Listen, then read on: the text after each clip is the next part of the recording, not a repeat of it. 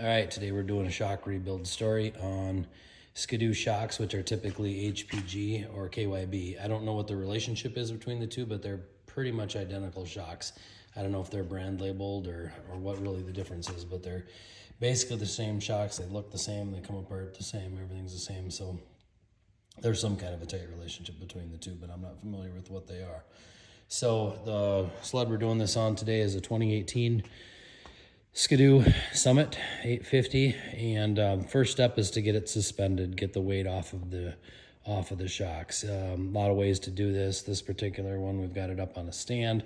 I've done it where you put a floor jack underneath the front and the center underneath the bulkhead and lifted it up. You can even tip it on the side, one side at a time, but find some way to suspend the suspension. Today we're just going to pull out the front shocks. Super easy to access them, just a bolt top and bottom, pretty easy on this particular machine. And it's typical with Ski-Doo that they'll have a different size head bolt than they will have the nut on the backside. In this particular one, it's a 12 millimeter on the head and a 13 millimeter on the nut. Ski-Doo does that on a lot of their parts, so you don't have to have two of any one size. And as we all know, when you buy a set of wrenches, they come with one of everything, so that way you don't have to have two sets of wrenches. So pretty easy to access. Pull off the side panel in this particular model, and you can access the bolt head from the top, remove the nut. Pretty darn simple. When you want to get into the rear suspension, it gets a little harder to take shocks out.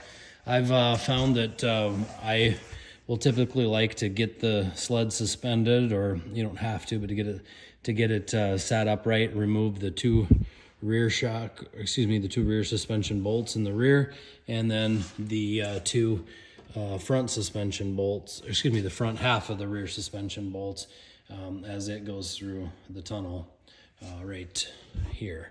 So that will get the suspension basically, floating or ready to get separated from the chassis.